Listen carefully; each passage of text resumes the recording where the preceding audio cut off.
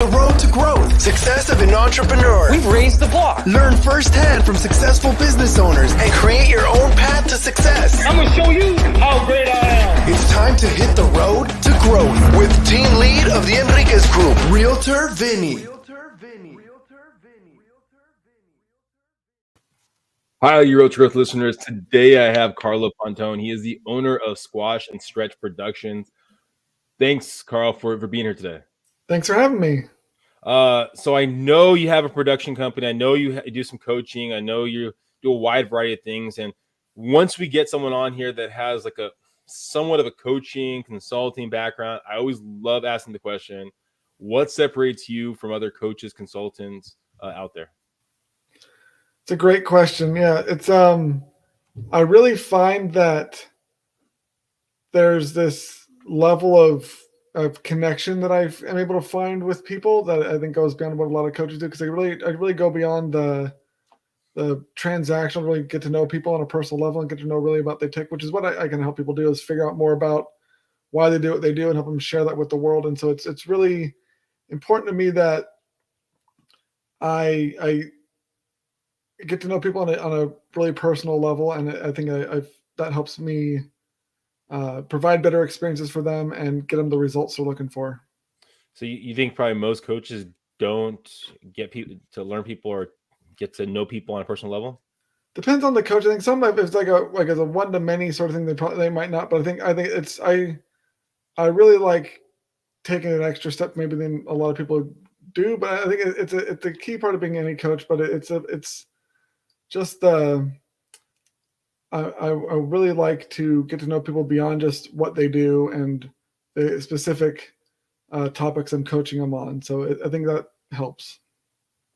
Something, and for listeners out here, every time I get a guest on the podcast, we get some background information, ask some kind of questionnaires on the people. And one of the questions, because we really focus on this platform, is overcoming adversity, is diving deeper into the individuals, the guests, adversity. And one thing that was, really intriguing and something that I really want to kind of just jump into is the aspect that you had 2 brain tumors at a young age. Yeah. It's actually the why I started my company is because of that. And I can tell you the whole story about how that happened. And so basically I have been an artist my entire life. I grew up drawing, painting, sculpting, big Legos kid. And I got my passion for storytelling from my dad. He's a really good storyteller. And I knew I wanted to study animation when I saw the first Toy Story film. I was like, ooh, I gotta do that. That's so cool. And then beginning in 2002, I started to feel like something wasn't quite right with me physically. I've been a competitive swimmer my whole life, so I knew what I was supposed to feel like. And it wasn't like, oh, my shoulder kind of hurts. It's like a general blah feeling. But by August, they still hadn't figured out what was wrong with me, and I had lost 50 pounds, had sunken cheeks and eyes. I was really pale, started to get really bad headaches. So my parents took me for an MRI up in Walnut Creek, California, and we were waiting around for another appointment when my pediatrician called and said he's going to drive up from Pleasanton to come talk with us. And we saw him walking up with this big envelope in his hands. You could tell he'd been crying, and he brought us into a little side meeting room. I remember I was sitting knee to knee with him in this big U-shaped chair with really high armrests, sort of leaning forward towards him. And he pulled out the results of the MRI and showed me I had 2 brain tumors. Oh. And it just felt like I got punched in the chest. I actually moved backwards in my chair. And for the next 2 weeks, everything sounded like the adults from Peanuts, kind of wop, wop, wop, wop, because never had the flu, never broken any major bones, never been stung by a bee. I'm pretty sure never been bitten by a mosquito. So to get brain tumor diagnosis at 15 years old was a complete sucker punch out of nowhere. But I got so much help from friends and family, and my high school adjusted my schedule and got me a tutor so I could still graduate on time. And people I barely knew were giving food and gifts and other supports really inspired me to want to give back and help as many people as I could, because I'd probably be dead if it wasn't for all the help that I got.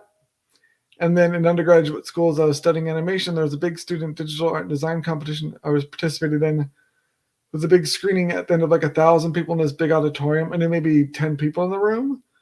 But when everyone laughed at the joke in my animation, I was like, oh my gosh, it's so cool. I can connect with people and have a bigger impact with animation and storytelling. So after grad school, I started my company, and we tell exceptional stories for exceptional impact, and really believe that if more people were able to connect and empathize with people on a deeper, more personal level, then a lot of the problems we see in the world would be solved a lot more quickly and easily. And so my real mission in life is to use storytelling and helping people really connect with their best clients and employees and stuff on a human to human level. And by doing that, more people in the world get their lives improved. Our clients' business does better. We get a happy client. Everyone wins. It's a way for me to have a bigger impact on the world around me, and that's why I do what I do. Well, let's rewind and dive a little deeper in there. So you talked about at 14, 15, you were into swimming, you were competing, and before you were diagnosed with the brain tumor, you lost 50 pounds, right? Yeah, basically I started feeling blah at the beginning of like January 2002. And by August, I went from like 210 pounds in January to 116 in August, and wasn't sleeping very well, and just everything kind of felt off. But it wasn't like a really acute pain things. They weren't really sure what to test, and it wasn't until I was starting getting really like nauseous all the time and getting really bad headaches that we had somewhere to really focus the testing on. So. I mean, 210 pounds at 15 is a big kid. I mean, so it definitely sounds like you had. I mean, it could have been fat, it could have been muscle, but if you're swimming, it's probably a lot of muscle right there. Yeah, so, I was a very healthy kid, very good shape, and so it was. If you look at my high school senior photo, like there's like cheeks are like kind of pocketed and like my eyes are really like sunken in, and it looks really, really awkward to like it's really bad. So yeah, it was like, definitely we could tell something was really wrong with me. When you get diagnosed and you basically everyone's talking to you, it sounds like Peanuts, like you talked about. I mean, or the characters from Peanuts. Now, how did you transition from woe is me, I don't want to go through this, I just want to be done, compared to I want to actually compete, I want to basically make some of my life, keep going to school, keep learning? What changed there? So part of it was not ever getting to that woe was me thing. It was weird. Like if you kind of think about the kind of cocktail of emotions that was going on when I was told I had 2 brain tumors, there was some like a disbelief and fear and the ones you expect, but also there's a big wave of relief because I've been feeling like crap for 8 months. And so actually knowing, oh, hey, we figured out what's wrong, now we can actually do something about it, was actually a huge relief. It was a weird kind of mix of, oh my gosh, this is really scary. Plus, I'm so glad we now know what's going on. And I remember actually not being nervous when I was getting wheeled into the 7-hour brain tumor biopsy surgery I had the following morning up in Sacramento. I was not nervous at all for it because it still didn't seem real. And it wasn't until I really got home after 2 weeks in the hospital after the surgery, and we got the biopsy results back later on, like towards the end of that stay, and it was a really good prognosis. The guy actually came in and said, "You got the good type of cancer," and I was like, "What?" But now I realize in the grand scheme of things, it could have been a lot worse. If you had to pick a type of brain tumor, you'd probably pick mine because it's really treatable and it's not coming back because it's been like 20 years now. But it wasn't really until I got home finally from the hospital and I just kind of like sunk in like, okay, this is because they said basically we're going to do like chemo and radiation, and we have this plan that's going to basically give you a 90% chance of beating it. So it's basically go through this plan and probably be fine or waste away and die. And so it wasn't like a huge dilemma what course of action to take. It was basically just here's what you have to go through. It's going to be awful and uncomfortable and a hassle in some ways, but you're likely to make it out alive and have a mostly like normal life. And so it was really a key thing that I learned from that was the importance of staying like optimistic and not getting that woe is me self-pity spiral, because when you get into that mindset, you basically become a victim. And from a storytelling standpoint, the victim doesn't change or grow or improve. They're helpless. They can't do anything. And so it's can be very dangerous to get in that mindset. And so I was very kind of optimistic, and I mean I still had some down days and like it was and chemo and radiation, or especially the chemo, just made me feel like crap all the time. But it was always, I had a lot of support from friends and family, and like I watched a lot of the Daily Show with Jon Stewart going through the chemo, and so helping, like, kind of staying positive and looking up to the future and being excited to get through this really made the entire experience better, because I learned from that, because as I was going through it, that having that sort of positive mindset in the face of challenges and adversity helps your body get through it, and helps you actually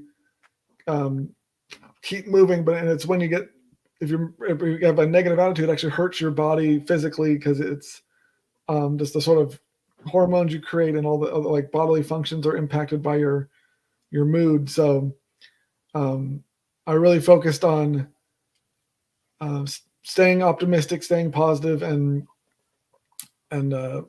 working through it with. But I could not have got through it alone. I mean, I had amazing medical staff, and amazing family and friends and community. So it was really impactful on me, just the importance of having those sort of connections, which is why I help people tell stories to build those sort of connections now. I mean, it's a very, I think, adult way of looking at the world. And at 15, that seems older than you were right there. So was there a mentor? Was it your parents? I mean, I know you said you had that support system around you. Was there a driving force, though, of really keeping you on track? I mean, I was already, yeah, my parents are really supportive, and my whole family is really supportive. And getting the diagnosis definitely got rid of that teenage invincibility complex a lot of people have when they're about that age, or they think nothing can hurt them. And I think I was already fairly mature at that age, and responsible, that sort of thing. So it was definitely a wake-up call. Not say wake-up call, but it's like an eye-opening paradigm shift to the way I saw the world, and what I wanted to do with my life, and just made me appreciate everything I had already. I've been very fortunate, just because of who I was, the family I was born into, and the life I've led. That I especially am aware of how many people don't have the same access to what I had growing up. And so it was, even though, like, I had 2 brain tumors, I still consider myself really, really lucky in my life overall. And that I was able to actually, even though I had, like, there were brain tumors, they're still really treatable ones. And it wasn't like a huge long-term detriments to my health, at least not so far. And so it was, I overall see it as almost like a good thing that happened, because it gave me the perspective and drive and resilience and attitude that I have now. I think it's one of the things that also helped with, like, when the pandemic kicked off a couple of years ago, was just I knew how to respond when everything got turned upside down in a day, when, like, the shutdown started in March of 2020. And so again, it was one of the things, like, it felt weird to, like, think this, well, I'm glad I had the brain tumor, because I wouldn't have known how to respond to this sort of situation as well if I hadn't been through that. So it just, a lot of weird mix of emotions when it comes to how I look back at that experience. Now, from there, you're still going through school. You graduate high school, off to college. When about the time does anything to do with the brain tumor kind of go away and that's fully resolved? Is there like how long did that process take, that window of time, before you can focus strictly on schooling? Yeah. So I my high school basically got me this tutor that, so I could still study when my counts were low, because your blood counts drop after you get chemo, because your bone marrow gets damaged. And so I couldn't go to school all the time. So there was a tutor that I would come, so I could still graduate on time. And the school was really great about making that happen. And then, so I had 4 rounds of chemo, basically from, like, September through November. I think it's September, yeah, about maybe August, no, September through November. And then the last 20 days of the year, I had radiation in San Francisco. So I started 2003 done with treatment. My last day of radiation therapy was New Year's Eve. And then once the treatment was over, it was basically I got regular MRIs every 6 months, and then eventually they were starting to deal with some of the kind of side effects of the radiation. Like I had some little minor seizures for a while, so I was on some medication for that. But I basically was able to still go to college. I went to CSU Monterey Bay and was trying to get used to like the meds I've been taking for hormone supplements because my pituitary gland got damaged, and just kind of adapting to the new normal of post brain tumor. And so that transition was kind of tricky, but I've been able to cope and like adapt my like habits and behavior to accommodate for how I am now. When you say how you are now, I mean, what is that? What does that mean? Yeah. So even though the risk of the tumors is basically gone, there were some permanent effects.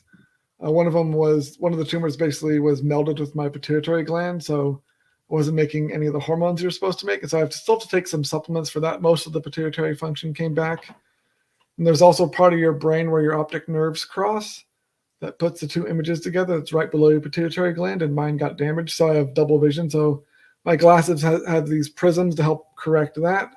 Oh. And there's also some pressure put on the nerve from my nose to my brain during the surgery. So I lost my sense of smell. I can still taste everything about the same, I just don't smell it. So I had to adjust to that. So like my depth perception is pretty awful now. So I've had to this like pouring drinks or like putting a key in a key, all these little kind of like daily tasks that I did one way. I had to kind of adapt to those sorts of things, and just getting used to taking meds regularly, building new habits around that. And then also just the smell thing's been kind of tricky because it's one of those primary senses people think of. So I've had to rely sometimes on other people to help tell me what, like if something smells a certain way, if there's a like if I'm want to like get something in the fridge and make sure it's still good to eat. Like, hey, can you smell this for me? Because like I don't know if this is old or not. And they'll, yeah, it smells fine, okay. But it's like I had to adjust to stuff like little things like that. But for overall, it hasn't been nearly as disruptive as it could have been. So, especially with like one of the tricky things before was trying to drive and like parallel park was tricky because it's the depth. I basically just use my left eye for seeing most of the time. So like being able to get like the cars with like the backup cameras that basically shows you. I was like, oh my gosh, this is so easy now to parallel park. So there's a lot of like kind of technological advancements that have come out since then that made things a lot easier. And I actually heard about something still about 10 years up before it's commercially available, but it's like you wear this little like circlet on your head and it reads your brain waves, and you can, like if you're thinking of like a picture of an apple on the screen, it'll basically show the picture of the apple you're thinking of. And also working basically they can send you the picture to your brain where it processes images, and like so you can basically see it without actually going through the eyes. And if they can make that sort of thing, but for smell, where like I wear something like around my neck that'll smell for me and send me the signal to the part of the brain that processes smell, it still works. Just the nerve got damaged. But if I had like on-demand smell again, or I could like turn it off and on when I wanted to, that would be awesome. Technology, right? All right. Yeah, So that's in the works. So you're going to college, and then you go to grad school, and then from strictly from grad school, is that when you get the idea to start your business, or how far after grad school do you look to start your own business? Yeah, so actually there was a bit of a gap because I originally went to school for 3D character animation and wanted to basically do that as a career and work in like in the movies or TV and stuff. And so so I had studied that and I graduated and I was trying to find work and I'd done some freelance stuff, but I was working a lot of kind of side jobs to pay the bills. And so I was kind of drifting for a while and I wasn't really happy. And the times I got to animate was a lot of fun, but it was mostly working on kind of like this like retailer side jobs and stuff. And so it was, I was trying to think maybe I could do something a little more upward mobility than retail. So I tried a job at working at a bank, and I was just not a good fit for it. And it was I made some mistakes, and I wasn't good at. I didn't realize I didn't really like operational work where you do the same sort of thing every day. And I'm much more of a project-based person where things are kind of varied and different each time. That's way more my jam. And so I ended up getting let go from that job.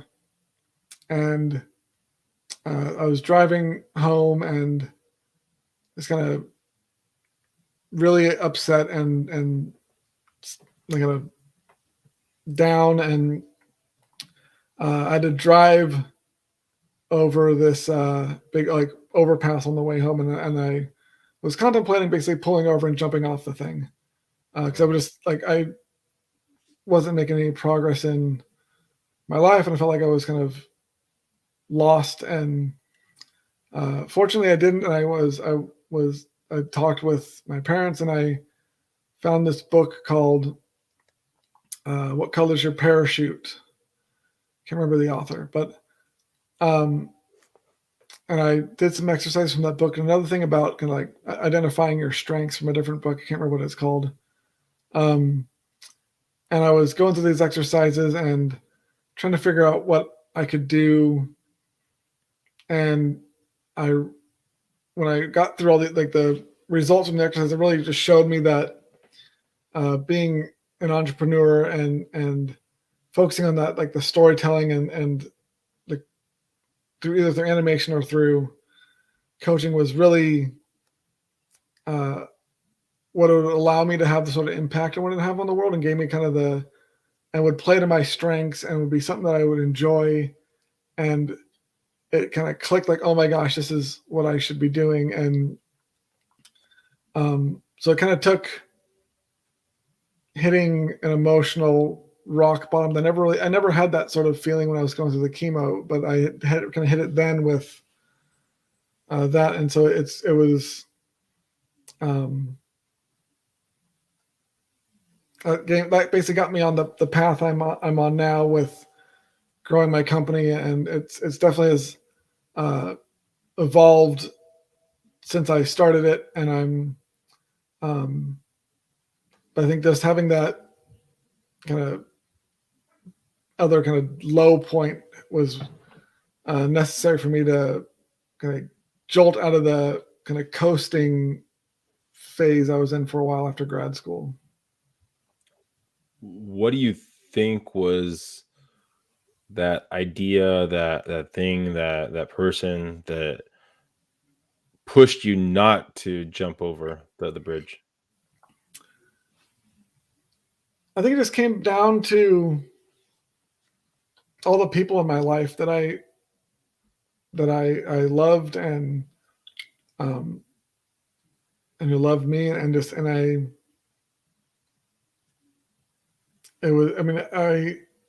it was more, I know part of it was just, I didn't want to not have them around anymore. I enjoy their company and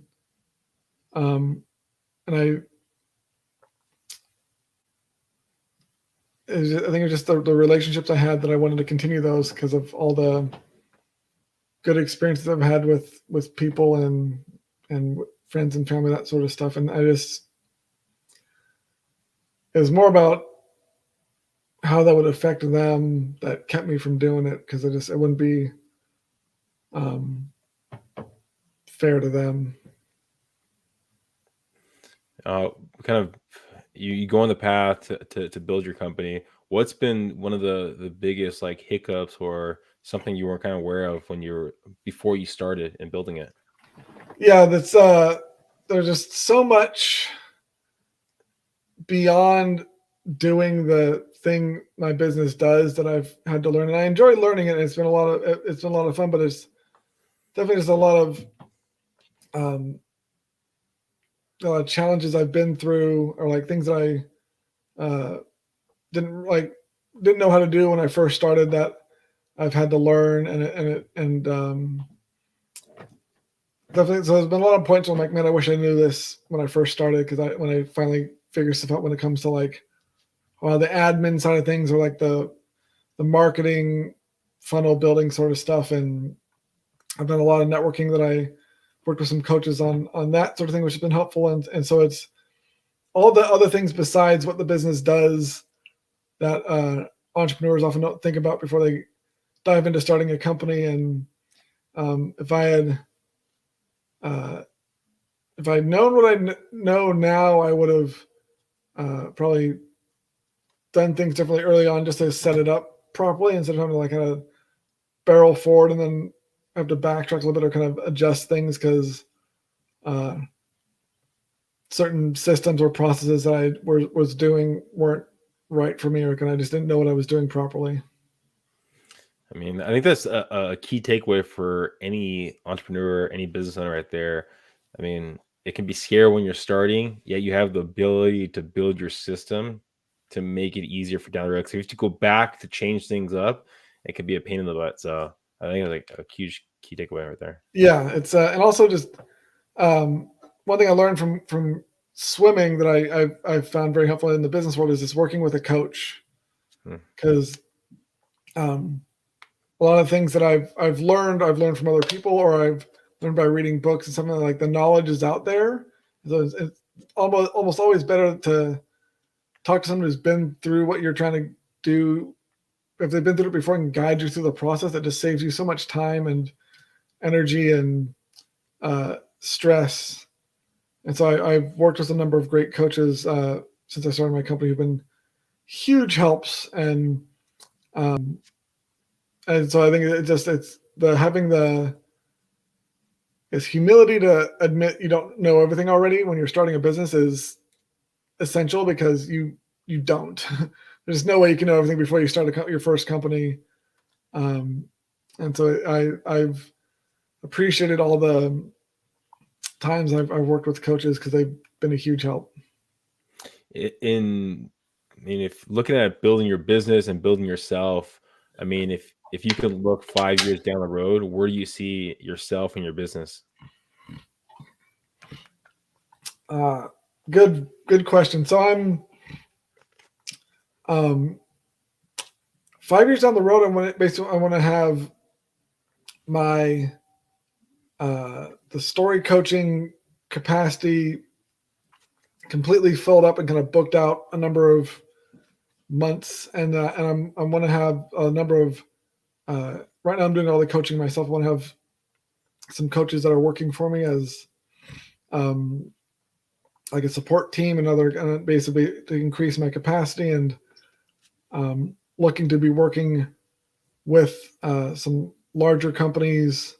I'm actually I have a meeting later this week. I'm looking to kind of partner with other coaches that do complementary programs, complementary focuses, but aren't exactly the same as what I do, and kind of form some kind of portfolio collaborative partnerships with them. So that in 5 years be humming on all cylinders, that sort of thing, and have this kind of at least like a Western United States known brand for squash and stretch as story coaching and high quality story driven animation production. Karl, I appreciate you being on the Road Growth podcast today. If someone's listening and they're looking to assess to see if coaching is right for them, if they're looking for basically production assistance, I mean, what's the best way of them getting more information about you and your company? Sure. There's some links I can send to you, be putting like in the show notes. But But if they reach out to me at Karl, Karl, at squashandstretch.net, or use one of the links that are in the show notes. I have an assessment they can take for one of the do-it-yourself types, and we kind of get a sense of where they can benefit from some coaching. Or there's also some, if they want to kind of learn how to tell a story like the one I told at the beginning about themselves, I have a online course they can try out. That's I got another do-it-yourself thing, so I can put links to those in for you to share with your listeners. And those would be two great ways people can see how coaching can help them out.